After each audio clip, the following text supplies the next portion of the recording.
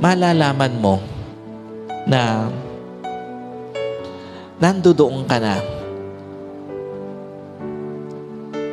Nasa healing process ka na o wala pa, willing ka nang i-let go ang nakaraan at ang sakit sa nakaraan. Kapag ka gusto mo pang gumanti, wala ka pa sa healing process. Pero kapag ka gusto mo na i-let go yung nagawa sa yung sakit ng kalooban, ibig sabihin, handa ka na sa healing process mo. Pansinin nyo, after i-bless ni Joseph ang mga kapatid niya, pinahayo niya, symbolizing na hindi na siya nakasarado para sa healing process. What's the point? Kaya pala hindi ka gumaling-galing sa sugat ng iyong kalooban, voluntarily, ikaw pala yung nagsasarado ng pintuan.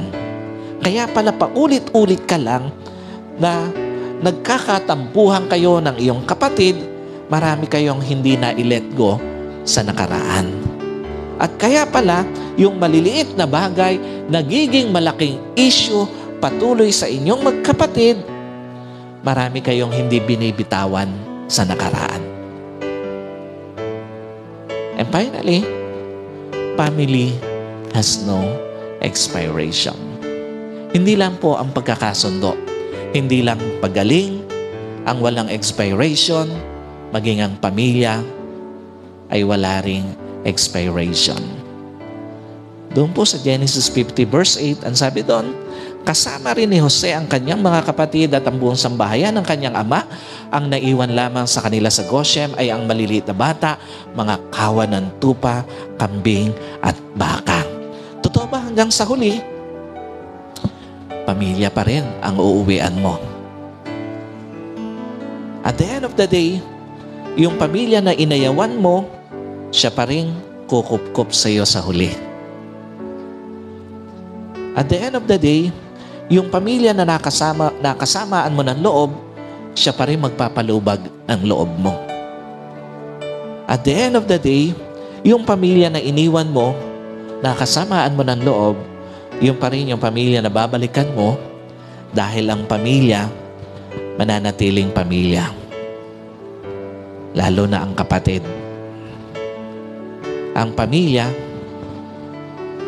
anumang lalim ng sugat, mananatiling pamilya. Anumang lalim ng pagkakamali, mananatiling pamilya. Anumang lalim ng pagkukulang, mananatiling pamilya. Hindi po perpekto ang mga kapatid na binigay ng Diyos sa atin. Mula pagkabata, may mga naging hidwaan, may mga naging samaan ng loob, na minsan dinala natin hanggang sa pagtanda natin.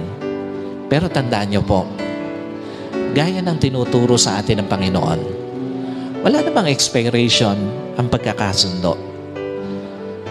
Pag ginusto natin ng magkasundo, magkakasundo naman talaga eh. Wala namang expiration ang paggaling sa sakit ng kalooban. Pag ginusto mong gumaling, pakawalan mo lang yung sama ng loob, magsisimula ka na sa healing process. At higit sa lahat, wala namang expiration ang pamilya, lalo na ang pagiging kapatid. Alam niyo po, maaaring ang dami mong hinahanap-hanap sa pamilya mo, lalo na sa kapatid mo, na hindi mo nakikita. Maaaring ang dami mong ine-expect sa pamilya mo, lalo na sa kapatid mo, na hindi niya naibibigay sa iyo. At maaaring ang dami mong disappointment, malungkot at masasakit na kwento sa iyong pamilya at sa iyong kapatid. Pero gaya po ng nabanggit ko, minsan kailangan mo lang maging handa lagi sa pagpapatawad para hindi lumalim ang sugat. Minsan kailangan mo lang na mas damihan ang masasayang kwento sa inyong magkapatid para hindi lumalim ang sugat. At minsan kailangan mo lang namang maging handa lagi na magsimula ng bago dahil gaya po nung aking nabanggit, kailanman Hindi lilipasan ng panahon ang pagkakasundo, ang paggaling, lalo na ang pamilya. May mga pagkukulang, may mga pagkakamali, pero at the end of the day, sila pa rin ang pamilyang binigay sa iyo ng Panginoon. Sila pa rin yung kapatid na pwede mong makasama sa panibagong mga laban ng buhay. Siya pa rin yung kapatid mo na hindi ka naman matitiis sa totoo lang. Binigay siya ng Diyos sa iyo na hindi perpekto. Gaya ng pagbibigay ng Diyos sa iyo sa kapatid mo, hindi ka rin perpekto. Pero huwag nating kakalimutan na yung kapatid na nagkakamali sa atin, nagdadala ng sugat, sa huli, sila pa rin yung dadamay sa iyo ng totoo sa mga panahon na may malalim kang pagdadaanan sa buhay.